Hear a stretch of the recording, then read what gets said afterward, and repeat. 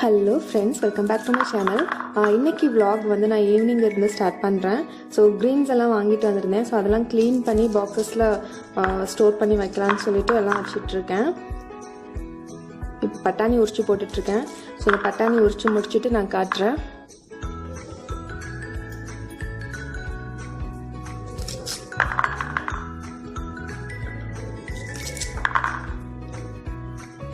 So இப்போ பட்டாணி எல்லாம் நான் எடுத்து வச்சுட்டேங்க இந்த பாக்ஸில்.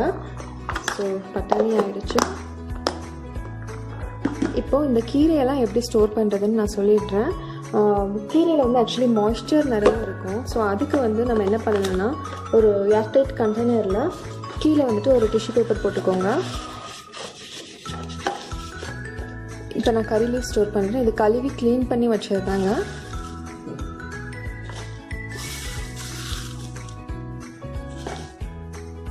நம்ம என்ன தான் க்ளீன் பண்ணி ட்ரை பண்ணி உள்ளே ப்ளேஸ் பண்ணாலுமே ஃப்ரிட்ஜில் அது மாய்ஸ்சர் வந்து இருந்துட்டு தான் இருக்கும். ஸோ அதை அவாய்ட் பண்ணுறதுக்கு தான் இந்த மாய்ஸ்சர் வர தான் அந்த தண்ணி பசு சேர தான் க்ரீன்ஸ் எல்லாமே சீக்கிரமாக ஒரு மாதிரி ஆகிடும், பழுத்து போயிடுன்னு சொல்லுவாங்களே, ஒரு மாதிரி பிளாக் கலரில் ஆகிடும். ஸோ அதை அவாய்ட் பண்ணுறதுக்கு தான் இந்த மாதிரி நம்ம பேப்பர் நாப்கின் போடணும். ஸோ கீழேயும் நான் ஒன்று போட்டிருக்கேன். இப்போ மேலேயும் இந்த மாதிரி போட்டு க்ளோஸ் பண்ணி வச்சுடுங்க. நம்ம எடுக்கும்போது இதை மேலே இப்படி ஓப்பன் பண்ணிவிட்டு எடுத்துகிட்டு திரும்ப இந்த மாதிரி கவர் பண்ணி வச்சிடணும். இப்படி நீங்கள் ஸ்டோர் பண்ணி வச்சு பாருங்கள், ரொம்ப நாள் அப்படியே ஃப்ரெஷ்ஷாக இருக்குங்க. ஒரு 2 வீக்ஸ் கிட்ட கீரை எல்லாமே நல்லா ஃப்ரெஷ்ஷாக இருக்கும். இப்போ இதே மாதிரி நான் எல்லாத்தையுமே ஸ்டோர் பண்ணிடுறேன்.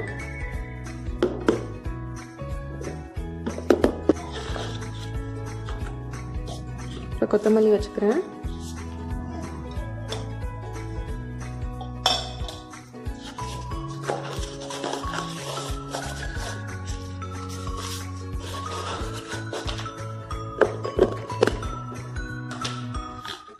இது பார்த்தீங்கன்னா க்ரீன் சில்லியும் நான் அதே மாதிரி ஸ்டோர் பண்ணுறேன்.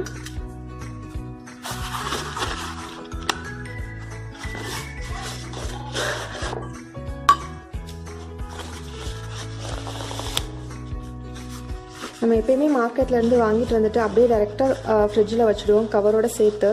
ஸோ அந்த மாதிரி வைக்காமல் கொஞ்சம் சிரமம் பார்க்காம இந்த மாதிரி நீங்கள் ஒரு நாள் செஞ்சு பாருங்கள். அந்த டிஃப்ரென்ஸ் உங்களுக்கு நல்லாவே தெரியுங்க. 2 வீக்ஸ் 3 வீக்ஸ் கிட்ட அந்த ஃப்ரெஷ்னஸ் அப்படியே இருக்கும் க்ரீன்ஸில். இது பார்த்திங்கன்னா பாலக் பருப்பு கீரை நான் ஆஞ்சு வச்சுருக்கேன். ஸோ இது நாளைக்கு லஞ்சுக்கு ப்ரிப்பேர் பண்ணலான்னு சொல்லிட்டு இதை நான் எடுத்து வச்சுருக்கேன். இதையும் நான் அதே மாதிரி ஸ்டோர் பண்ணிக்கிறேன்.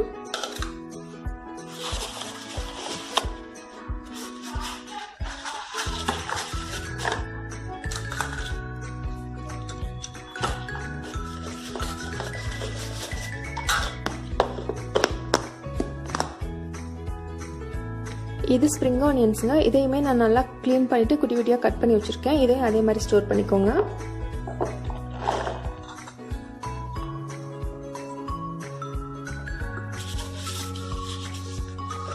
இந்த ஐடியா உங்களுக்கு பிடிச்சிருந்ததுன்னா நீங்களும் இதே மாதிரி ட்ரை பண்ணி பார்த்துட்டு ரிசல்ட் எப்படி இருந்துச்சுன்னு எனக்கு கமெண்ட்டில் கீழே சொல்லுங்கள். இது புதினாவும் நான் அதே மாதிரி ஸ்டோர் பண்ணிக்கிறேன்.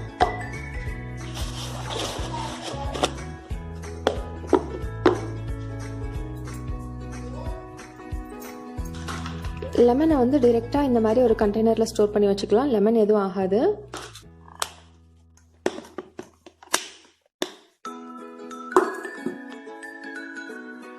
ஸோ இப்போ எல்லாம் ரெடி பண்ணி வச்சாச்சு. இப்போ நான் இதை ஃப்ரிட்ஜில் வச்சுட்டு உங்களுக்கு காட்டுறேன். ஃப்ரிட்ஜில் வந்து இந்த மாதிரி பேஸ்கெட்ஸ் யூஸ் பண்ணுறது எனக்கு ரொம்பவே பிடிக்குங்க. ஃப்ரிட்ஜ் பென்ஸ்ன்னு சொல்லுவாங்க. ஸோ இது வந்து நான் ஹோம் ஸ்டாப்பில் தான் வாங்கினேன். ரொம்பவே கம்ஃபர்டபுளாக இருக்கும் நமக்கு அக்சஸ் பண்ணுறதுக்கு. ஸோ இந்த ட்ரேக்கு கீழே பார்த்தீங்கன்னா ஒரு ட்ராயர் மாதிரி இருக்குது. ஸோ இதில் தான் இப்போ நான் ப்ளேஸ் பண்ண போகிறேன். நம்ம ஸ்டோர் பண்ணி வச்சுருக்க க்ரீன்ஸ் எல்லாமே இந்த ட்ராயரில் தான் நான் ஸ்டோர் பண்ண போகிறேன்.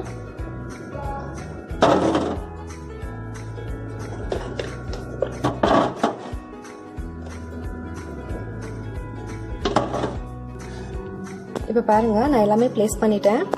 பார்க்குறதுக்கு எவ்வளோ நீட்டாக இருக்குது பாருங்கள். நான் வந்து லேபிள் பண்ணலை. ஸோ எனக்கு எது எங்கே வச்சுருக்கேன்ட்டு எனக்கு தெரியும். அதனால் நான் லேபிள் பண்ணலை. உங்களுக்கு வேணும்னா நீங்கள் லேபிள் பண்ணி வச்சுக்கோங்க. ஸோ இந்த மாதிரி நீங்கள் ஸ்டோர் பண்ணி பாருங்கள். உங்களுக்கு அந்த டிஃப்ரென்ஸ் கண்டிப்பாக தெரியுங்க. க்ரீன்ஸ் எல்லாம் நீங்கள் இந்த மாதிரி ஸ்டோர் பண்ணி பாருங்கள்.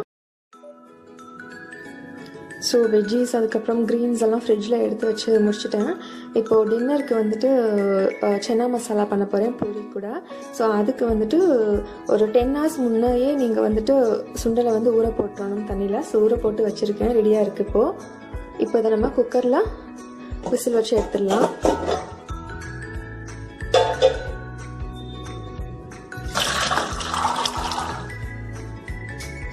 இந்த சுண்டலுக்கு தேவையான கல்லுப்பு ஆட் பண்ணிக்கிறேன். மிக்ஸ் பண்ணி விட்டுக்கோங்க. இப்போ நான் இதை ஒரு 6 to 7 விசில்ஸ் விட போகிறேங்க. நம்ம நார்மலாக கிரேவிக்கெல்லாம் பண்ணும்போது கொஞ்சம் வாயில் கடிப்பட்டு சாப்பிட்ற மாதிரி தான் நம்ம எப்போயுமே குக் பண்ணுவோம் சுண்டலை வந்து. இந்த சென்னா மசாலாவுக்கு வந்து கொஞ்சம் சாஃப்டாக இருக்கணும், நல்லா மாவு மாதிரி நல்லா இருக்கணும். ஸோ அந்த இதுக்காக நான் இதை வந்து ஒரு 6 to 7 விசில்ஸ் விட்டு எடுத்துக்கிறேன். நான் ஸ்டவ்வில் வச்சு ஆன் பண்ணி விட்டுறேன். சுண்டல் வெந்துட்டுருக்குங்க. அதுக்குள்ளே நமக்கு தேவையான வெஜ்ஜீஸ்லாம் நான் கட் பண்ணி வச்சுக்கிறேன். 2 மீடியம் சைஸ் ஆனியனை வந்துட்டு இந்த மாதிரி சின்ன சின்னதாக கட் பண்ணி வச்சுருக்கேன். நீங்கள் பெரிய சைஸாக இருந்தால் பெரிய வெங்காயம் 1 எடுத்துக்கோங்க போதும். பட் இந்த சென்னா மசாலாவுக்கு வந்துட்டு ஆனியன்ஸ் நிறைய சேர்த்தா நல்லா டேஸ்ட் கொடுக்குங்க. அப்புறம் ஒரு க்ரீன் சில்லி வந்து ஸ்லிப் பண்ணி வச்சுருக்கேன். ஒரு டொமேட்டோ வந்து நான் கட் பண்ணிக்கிறேன். நல்லா குட்டி குட்டியாக சாப் பண்ணிக்கோங்க.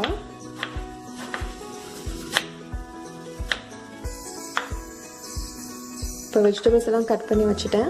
இப்போ சென்னா குக் ஆகட்டும். அதுக்கப்புறம் நம்ம சென்னா மசாலா எப்படி பண்ணுறதுன்னு பார்க்கலாம்.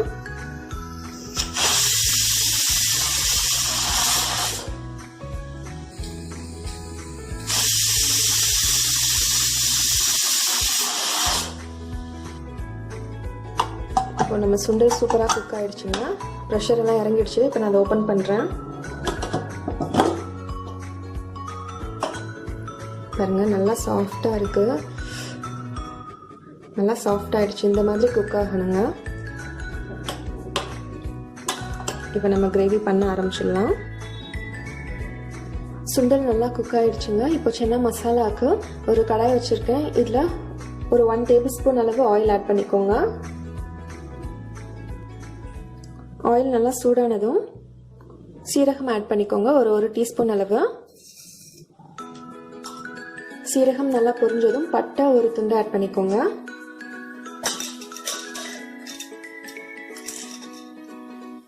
கிராம்பு ஒரு 4-5 ஆட் பண்ணிக்கோங்க. பே லீஃப் 1 ஆட் பண்ணிக்கோங்க. இதெல்லாம் நல்லா பொரிஞ்சதும் நம்ம கட் பண்ணி வச்சிருக்கிற 2 பெரிய வெங்காயம், ஒரு கிரீன் சில்லி இதை ஆட் பண்ணிக்கோங்க. இந்த ஆனியன் நல்லா குக் ஆகணுங்க. நார்மலி இந்த டாபா அதுக்கப்புறம் இந்த ஹோட்டல்லலாம் பார்த்தீங்கன்னா ரெஸ்டாரண்ட்லாம் சென்னா மசாலா வந்து அவங்க நல்லா அரைச்சிடுவாங்க. இந்த மாதிரி ஆனியன்ஸ் டொமேட்டோஸ் எல்லாம் போட்டுட்டு அவங்க நல்லா அரைச்சிடுவாங்க. அரைச்சிட்டு அந்த பேஸ்ட்டை போட்டு அவங்க குக் பண்ணுவாங்க. ஆனால் எனக்கு வந்துட்டு இந்த மாதிரி பண்ணுறது தான் பிடிக்கும். இது ஆக்சுவலி அதை விட இது ரொம்பவே நல்லா டேஸ்ட்டாக இருக்குங்க. கண்டிப்பாக இதை ட்ரை பண்ணி பாருங்கள். இது என்னோடய ஓன் ரெசிபி தான். பாருங்கள், ஆனியன்ஸ் நல்லா குக் ஆகிடுச்சுங்க. கோல்டன் ப்ரௌன் கலர் வந்துடுச்சு.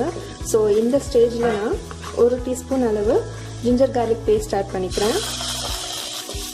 ஒரு 2 minutes இது வதக்கிட்டு தக்காளி ஆட் பண்ணிக்கலாம். நான் தக்காளி ஆட் பண்ணிக்கிறேன்.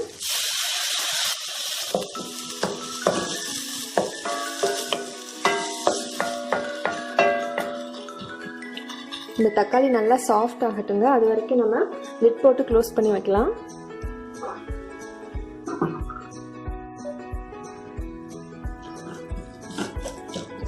இப்போ தக்காளி நல்லா சாஃப்டாக இருக்குது பாருங்கள்.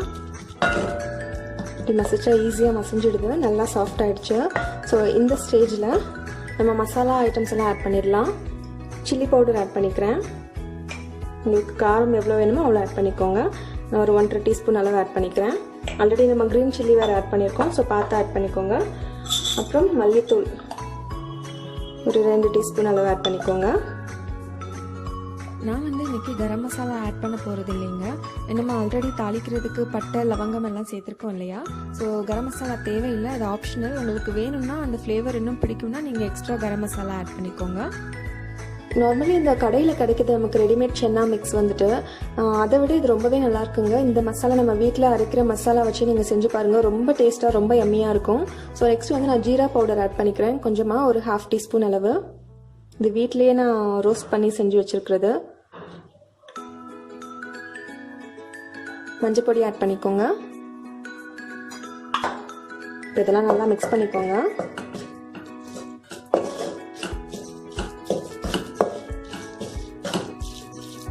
மசாலா நீங்கள் வதக்கும் போது ஸ்டவ் வந்து ஃபுல் லோ ஃப்ளேமில் வச்சுட்டு குக் பண்ணுங்கள், இல்லாட்டி மசாலா கருகிடும்.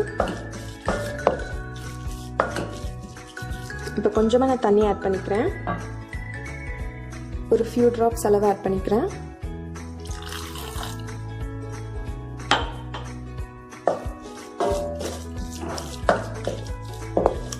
ஸ்லோ ஃப்ளேம்லேயே ஒரு 2 மினிட்ஸ் இந்த மசாலாவை குக் பண்ணிக்கோங்க.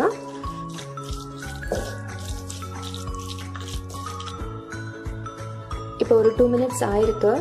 இப்போ நம்ம குக் பண்ணி வச்சுருக்கிற சுண்டலை நான் ஆட் பண்ணிக்கிறேன். அந்த தண்ணியை கொட்டிடாதீங்க, அந்த தண்ணியோடு சேர்த்து ஆட் பண்ணிக்கோங்க. அப்போ தான் அந்த ரொம்ப நல்ல டேஸ்ட்டாக இருக்கும். அந்த சுண்டல் வேக வச்ச தண்ணியோடு சேர்த்து ஆட் பண்ணிக்கோங்க.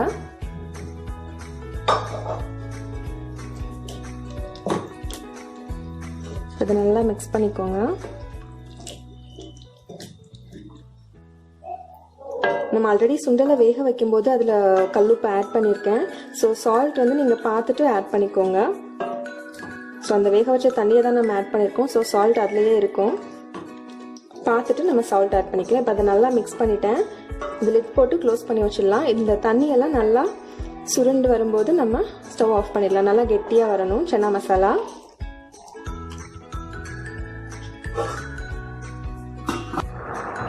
சன்னா மசாலா குக் ஆகிட்டு இருக்குங்க. அதுக்குள்ளே நம்ம பூரிக்கு மாவு பசைஞ்சிடலாம்.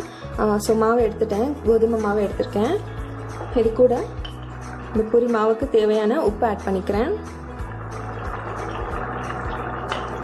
இது கூட கொஞ்சமாக ஒரு டீஸ்பூன் அளவு ஆயில் சேர்த்துக்கோங்க.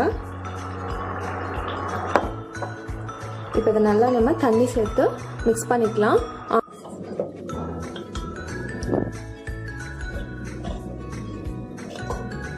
நல்லா ரெடி ஆயிடுச்சு பூரி மாவு. நல்லா கொஞ்சம் கெட்டியாக இருக்கிற மாதிரி, நம்ம சப்பாத்திக்கு பரட்டுற மாதிரி இல்லாமல் பூரிக்கு வந்து கொஞ்சம் நம்ம டீப் ஃப்ரை பண்ண போகிறோம் இல்லையா, ஸோ அதனால் கொஞ்சம் கெட்டியாக இருக்கிற மாதிரி ரெடி பண்ணிக்கோங்க.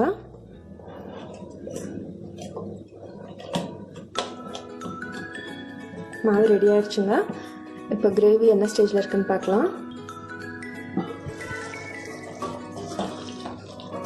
பாருங்கள், அந்த தண்ணியெல்லாம் நல்லா ரெடியூஸ் ஆகிடுச்சு. பாருங்கள், நல்லா கெட்டியாகிடுச்சு சன்னா மசாலா. சில பேர் என்ன பண்ணுவாங்கன்னா கொஞ்சம் சுண்டல் எடுத்துகிட்டு மிக்சியில் அரைச்சிட்டு போடுவாங்க, அந்த திக்னஸ் கொடுக்குறதுக்காண்டி. நான் இன்றைக்கி அப்படி செய்ய போகிறதில்ல. ஏன்னா நம்ம ஆல்ரெடி ஒரு 7 to 8 விசில்ஸ் விட்டுட்டோம். ஸோ நல்லா குக் ஆகிருக்கு சாஃப்டாக. ஸோ அந்த மாதிரி செய்ய தேவையில்லை. இப்போ இது நல்லா ரெடி ஆகிடுச்சு. உப்பு காரம்லாம் கரெக்டாக இருக்கான்னு பார்த்துக்கோங்க. இப்போது லாஸ்ட்டாக கொத்தமல்லி ஆட் பண்ணிக்கிறேன். இது நல்லா மிக்ஸ் பண்ணி விட்டுக்கோங்க. அவ்வளோதாங்க, சன்னா மசாலா ரெடி ஆகிடுச்சு. பூரிக்கு மாவு ரெடி ஆகிடுச்சு. இப்போ நான் பூரி போட்டுடுறேன். இப்போ நம்ம பூரி ரெடி பண்ணிடலாம். பூரிக்கு வந்துட்டு டீப் ஃப்ரை பண்ணுறதுக்கு ஆயில் போட்டு வச்சுருக்கேன் ஸ்டவ்வில்.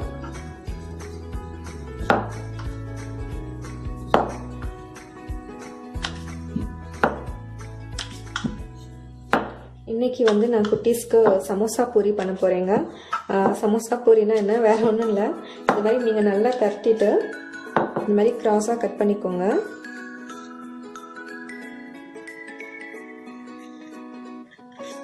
ஸோ இந்த மாதிரி செஞ்சு கொடுத்தா உங்களுக்கு ரொம்ப பிடிக்கும். இது சமோசா ஷேப்பில் இருக்கிறனால இது வந்து சமோசா பூரி செஞ்சு தாமான்னு சொல்ல ஆரம்பிச்சிட்டாங்க. ஸோ இன்றைக்கி வந்துட்டு சமோசா பூரி குட்டீஸ்க்கு சன்னா மசாலா கூட இப்போ நான் எல்லாம் ரெடி பண்ணிக்கிறேன்.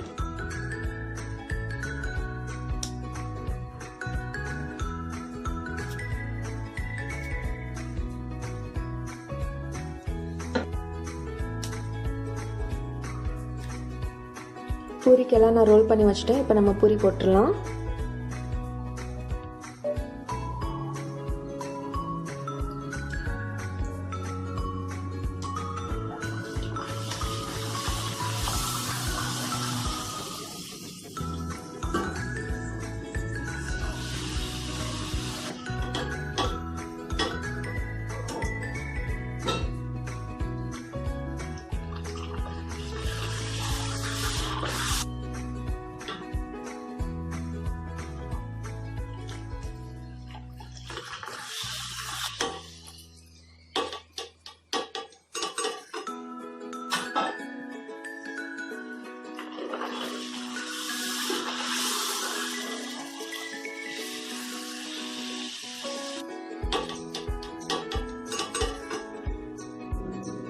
ஸோ டின்னருக்கு சூப்பராக சென்னா மசாலா கூட பூரி ரெடி ஆகிடுச்சுங்க.